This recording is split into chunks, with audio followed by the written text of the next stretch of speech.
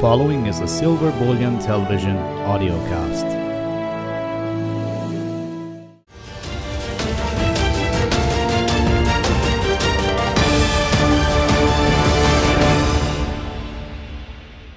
Hello again, everyone, and welcome to another edition of Silver Bullion Television, SBTV. I'm your host, Patrick Vieira. Today we have with us Mr. Nikos Kavalis, founding partner of Metals Focus, which is one of the world's leading precious metals consultancies. Nikos has over 12 years experience working as a metals analyst strategist, working as a commodity strategist for the Royal Bank of Scotland in London, and a metals analyst for GFMS. We're delighted to have him here today as our guest. Good day, Nikos, and welcome to SBTV. Thank you very much. It's a pleasure to be here. Thank you for the invitation. Yeah, we're glad to have you on board. Nikos, I'd like to talk a little bit about silver. Since the year 2000, we've seen the rise of silver come up from $4 to almost $50 in 2011. Everybody was happy, and then it kind of fell down, all the way down to about $13 in December 2015. And basically it's gone sideways since. Definitely frustrating people who have been in silver throughout those years. What's the story for silver moving forward? Is the future of silver looking bright? Would you say the bear market is over?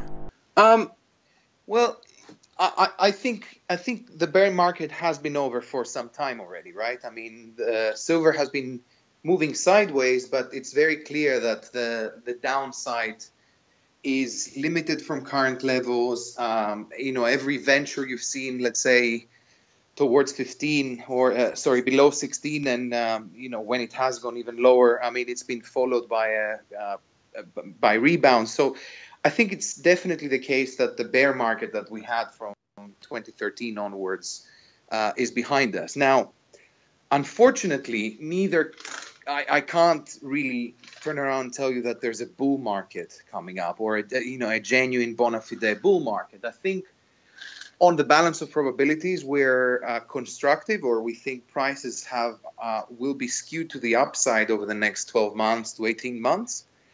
But I think this upside will be fairly limited. Last year at the Asia Pacific Precious Metals Conference in Singapore, you expected, and I have to say a lot of people expected the silver price probably to hit about $19 per ounce by 2017. Indeed. Right, I was one of them, gotta admit, I was one of them. But silver briefly went above $18 per ounce in September, but it's gone lower since. Were you surprised? Right. Yeah, were you surprised by the fall of the silver price, and what were the reasons impacting the silver price in that way?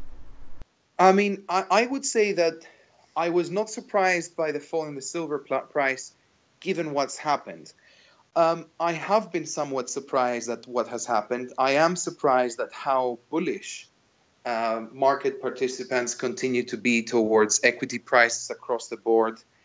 I am kind of surprised that there hasn't been a bigger safe haven reaction faced, given a number of, let's say in 2017, a number of geopolitical concerns that emerged. I am surprised that there hasn't been a bigger reaction to the concerns toward trade wars. And these were all factors that I had previously expected would have underpinned higher gold and silver prices. And unfortunately, this hasn't really happened. And I suppose I'm also surprised that we haven't seen a bigger reaction to the fall in the dollar that we had last year. I would have thought that would have supported, that would have given more oomph, or more support, more fuel to a precious metals rally. I suppose the biggest problem we have to contend with as an industry, or as an asset class, is that professional investors in the West, they're just simply not interested in precious metals at the moment. Their focus is very narrow and is very much on the equity markets, and even the volatility that we've seen this year has not really triggered any serious diversifying purchases into safe haven assets. Yeah, I'd have to agree. West and East, they view precious metals in two completely different ways. But with the price dipping under $17 again, how are the miners holding out? It's got to be frustrating for them. What do you estimate the all-in sustaining cost for silver miners to be? Patrick, I have to be honest that I don't have the number in front of me right now. We're about to publish our annual silver focus, and that figure will definitely be in there. But what I can tell you is that when it comes to primary miners, and this is part of the reason why I don't have the figure in front of me, because I don't think it's really relevant at this point in time. When it comes to primary silver miners, all but a very small majority are comfortably covering their certainly cash costs and even all-in sustaining costs. And over and above that, as you know, the majority of silver production comes as a byproduct of lead, zinc, copper, gold, and their production costs, at least from the point of view of silver prices, are less relevant. Okay, so you would say perhaps both the primary and secondary miners, they should both be in fairly good shape? Yeah, I think they're fine. I don't think there are cost pressures there. If you were to ask me what I think about platinum, that would be a different story. But I honestly don't think that silver miners or whether primary or byproduct ones are really struggling at the moment. Okay, how about platinum? How's the outlook for platinum? Well, look, I'm quite constructive for the whole precious metals complex. I think that the bear market in the US dollar will reignite in the second half of the year. I think that as these volatility events become more and more frequent, you will start to get some investors diversifying, and they don't really have to diversify much, right? I mean, the gold market can feel even a very, very small allocation away from mainstream investments. So on that basis, I'm constructive across the board for all precious metals. Now, I would say that platinum in isolation has some serious challenges, and therefore I think the upside for it is going to be quite limited, because people are still worried about the future of diesel. People are still worried about the above ground inventories that you have in the market, and the market is in surplus, and unlike silver and gold that can withstand big surpluses, platinum investors are not, they want to buy it when it's tight. Okay. Yeah, it's a little bit of a different strategy, I guess they would have. Right. But still, I think before the end of the year, we'll have prices reaching comfortably exceeding $1,000 an ounce, which is pretty good upside, right? Yeah, I mean, I remember just a few years back, platinum, it was above gold, and then it sunk below gold a bit. Right, and I think this is, I think the biggest reason behind this is the fact that platinum has lackluster fundamentals. It's not exciting, and at the end of the day, whereas gold has, let's say, it will always have a quasi-monetary dimension, right? People will buy it basically as a savings instrument, as a diversifier, and whereas platinum doesn't really have that. I mean, traditionally, platinum investors would be attracted to platinum because they see value in the market's fundamentals. Okay, yeah, I was always in the belief that we'd seen gold and silver as money, but we didn't see platinum as money. So I always wondered if that not hurt it, but if that prevented some of the gold and silver guys from getting into platinum. Look, I totally agree with you. I think it's a completely different proposition.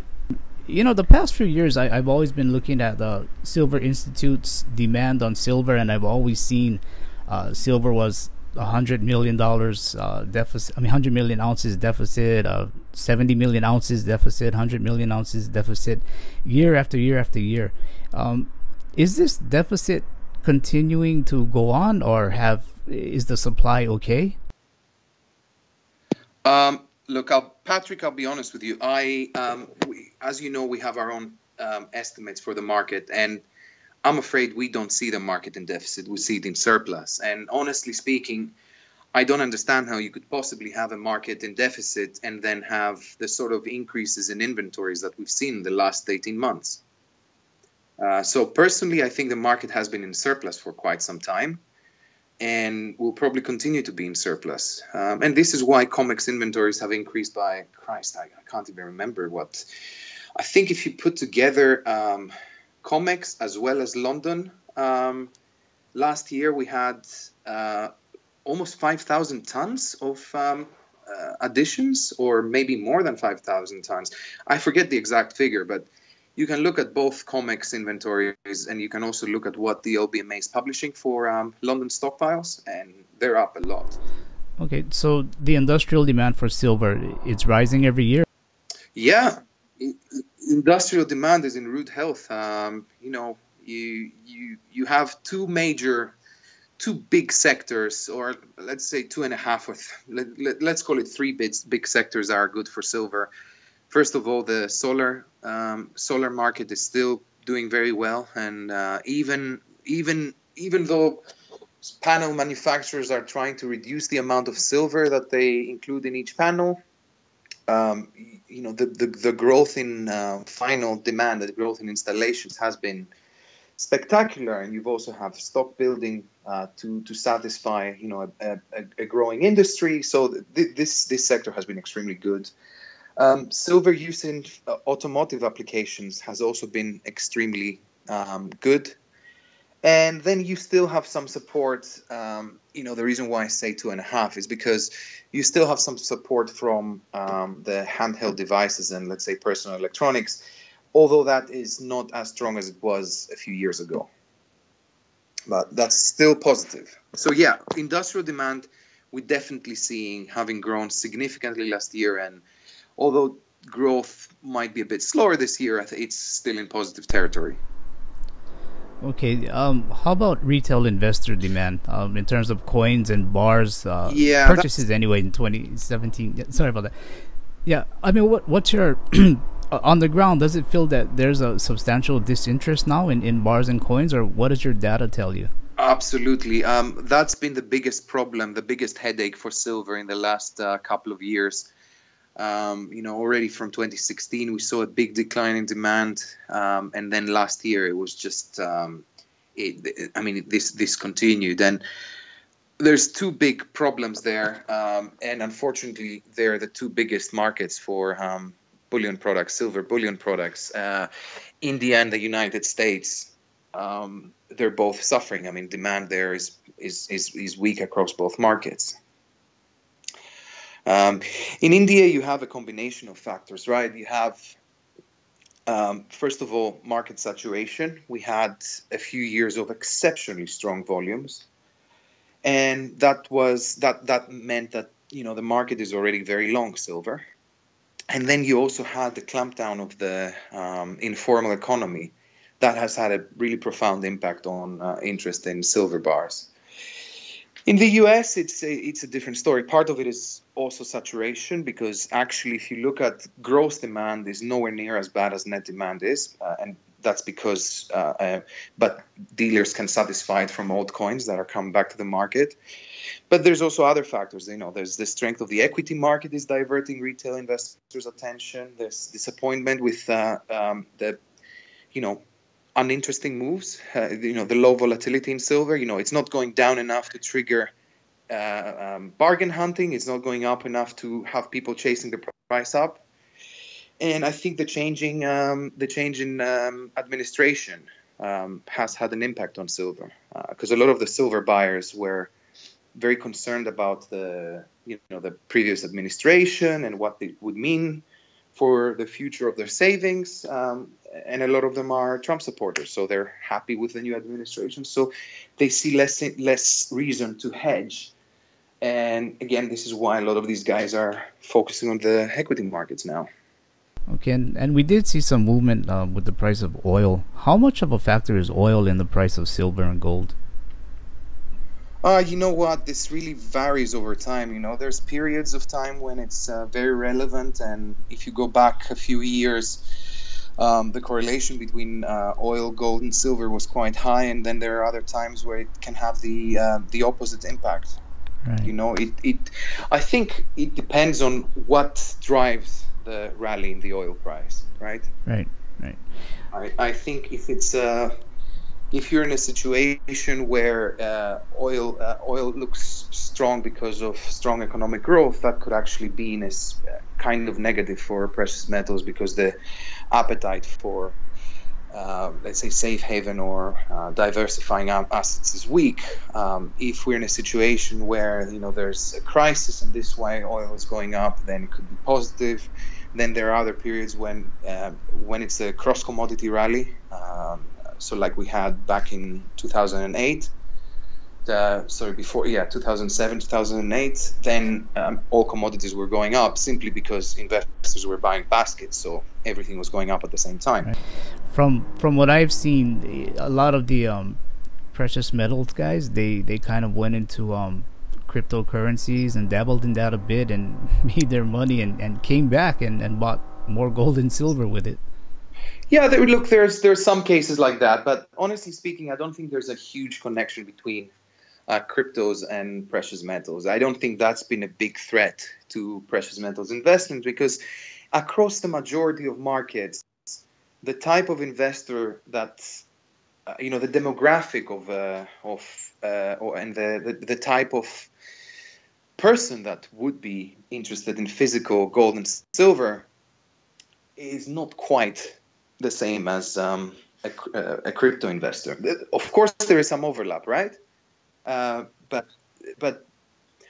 the majority of it, I think, is let's say mutually exclusive, shall we say? And also the price volatility profile of cryptos is so different to gold and silver that I don't think you can compare the two as investment propositions. But you're right. There have been some cases. Some of our clients and some of our friends in the market have talked about cases, both of people being disinterested in silver and gold because they are focusing on the breakneck rally in cryptos, but also a number of cases where they liquidated their crypto position at 15, 17,000 and moved into gold. Nikos, given the low silver price and the myriad of uses of silver in products that we use today, do you foresee a shortage, even though I know we're in a surplus, but do you see a shortage in the supply of silver happening anytime soon? No, not before I retire, I don't think. Okay. For the record, how old are you then? 37. So It's going to be a while. Because the thing is, let me explain. Let me explain this kind of jokey comment. What you have here is a market that has accumulated a lot of inventory over the years. Now, over and above that, even when we look at this surplus that maybe a few years ago might have been a balanced market or a deficit, even this deficit, you have to keep in mind that a good chunk of it was retail investment demand, and that's material that at the right price can be mobilized, right? So both ourselves and GFMS and I suppose all the other guys that put out forecasts or S&D tables for silver consider retail investment demand as demand, right? It's part of our S&D. But this material is ultimately stockpiled and can very easily come back to the market. So I can't see a genuine shortage for silver in general. Now, if you were to ask me, can there be shortages in specific qualities of silver? So can there be shortages in 4.9 silver? Absolutely. And there have been even in the last year. Around Asia in particular, there have been periods where it was quite difficult to get hold of 4.9 silver bars. Right. Yeah, I remember that. I think that was also about 2 or 3 years ago. We just couldn't get them. Just couldn't get Canadian Mint 4.9 bars. And that's because industrial demand has been so strong, right? Because in order to make powders for solar applications or to make certain other powders that you can use in, let's say, for example, for actuators, you need 4.9 silver. You cannot use 3.9s. The purity is not good enough, and let's say the other elements in there are not acceptable for the manufacturer. So that means that since demand is strong for these applications, the 4.9s market can at times get tight. Right. Okay, so given there's a surplus of silver right now, and no foreseeable shortage until after you retire, how are the It was a joke, by the way, but yeah, sure. yeah, I'm just kidding, no worries. But how do you see the silver recycling market? I mean, given the surplus, is it a good time to be a silver recycler right now? So, first of all, let's keep something in mind. When you're looking at electronics, the main determinant of whether it's economic or not to recycle it is how much gold there is in there. That's usually the principal consideration. Um, let's also consider the fact that actually a lot of this recycling is legislated. So it's not an option. You have to find a way to recycle this material. You can't just dump it in landfill. So I think that at current gold price levels and current silver price levels, where there is material availability, I mean, the recyclers are very happy to process that material. And if anything, there's more recycling capacity than e-scrap available around the world. At least this is my understanding of it. So when it comes to the low-grade market, I think they're still making money. They're still doing okay, but it's getting tougher and tougher to get material, and also because historically, because of the rising precious metals prices, you've seen a reduction in the grades within electronic scrap or low-grade scrap. You're getting to a situation where every year you're finding less and less precious metals in the material that you're recycling. Moving forward a bit, Federal Reserve, they've been kind of active lately, hiking up interest rates. Right. And we're expecting another one in June. Mm-hmm. How do you think this is going to impact the precious metals prices? I think this is one area that is one theoretical negative that is not going to be such an issue anymore for gold and silver. I think I think 3 or 4 hikes this year is already priced into current levels. Look, obviously, in the run-up to the hike, you will probably have some liquidations, and then in the aftermath, you'll have a rebound as you have a bit of a, sell the rumor, buy back the fact. And yeah, you will get a bit of volatility, but I don't think it's going to be a game changer. I think everyone is expecting it, and as a result, they're not going to react too aggressively to it. There's been some data that shows when the Fed raises rates, 1-2 years later, recessions do happen. Case in point is the last financial crisis back in 2007. With the Fed hiking rates again, albeit small percentages each time, do you see increasing interest rates reaching levels that would cause the next financial crisis? No, I don't. I mean, let's take a step back here. Interest rates are still extremely low. They're very accommodating. Okay. I think there are much bigger risks elsewhere for a possibility of a crisis. Whether this is the overextended balance sheets around the world, the fact that you're seeing financial markets starting to behave in the bad old days. You're having a breakneck.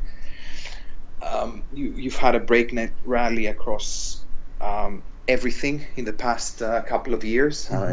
These are quite spectacular times. When equities, high yield, and investment grade bond markets are all rallying at the same time.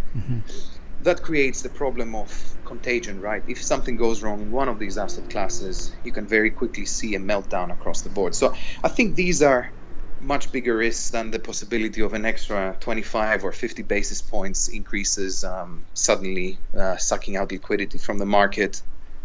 Particularly because I think they would be, if that were to happen, I think they would be very quick to reverse that, and or not hike anymore. Okay, so a bigger risk than rising interest rates you would see as perhaps something happening in the bond markets.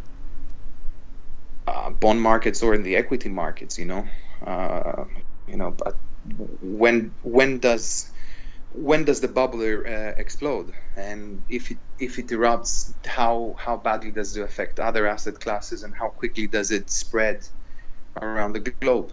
Getting back to the miners, when we look at let's say copper prices, they've been up and down as well. Base metals, correct me if I'm wrong, I think generally they've been a bit on the lower side as well. How do you think this may affect silver prices, or even supply for that matter, if the secondary miners do have a bit of difficulties? When we're looking at the majority of producers, I'm not really getting the sense that any of them are in trouble. Yes, there's been some correction. I have to say I haven't looked at the copper price in a couple of weeks, but my understanding is that none of them are really in any difficulty. Okay.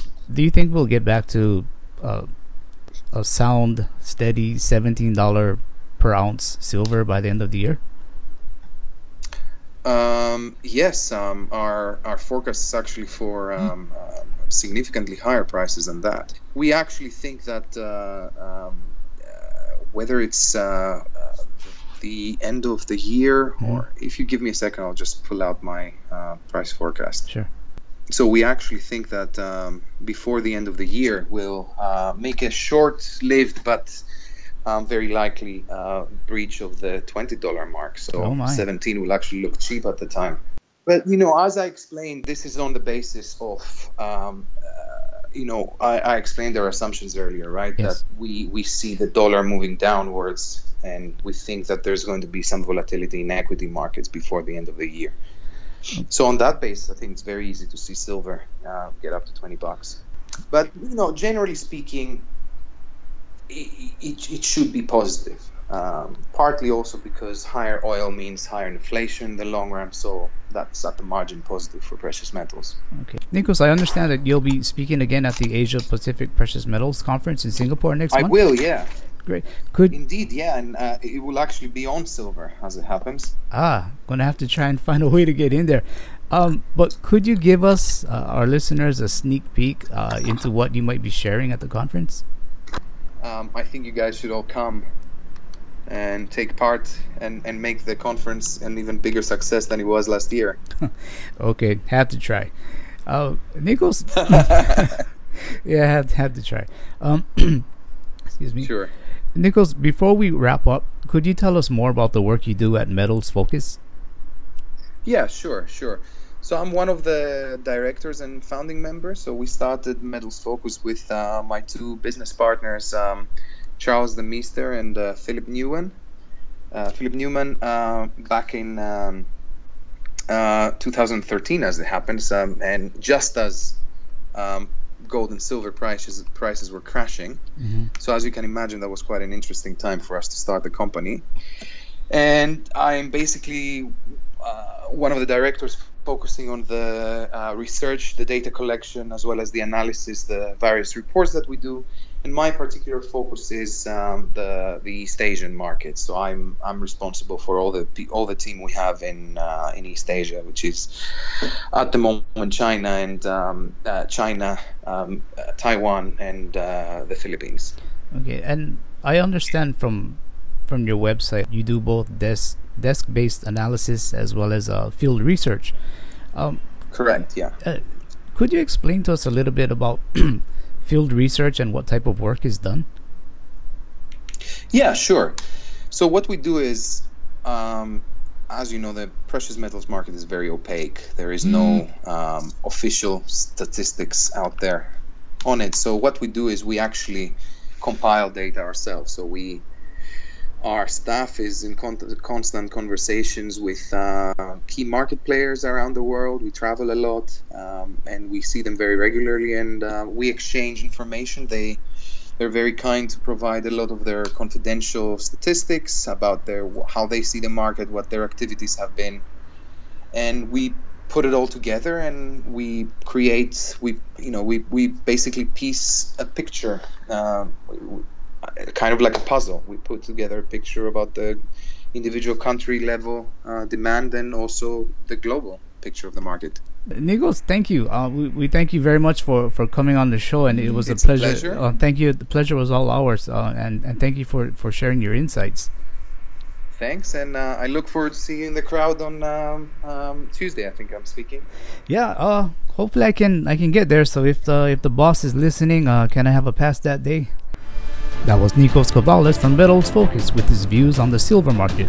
To find out more about Nikos' work, please visit his company's website, metalsfocus.com. If you like this video, please hit the like button and subscribe to the SBTV channel to be updated on our new content.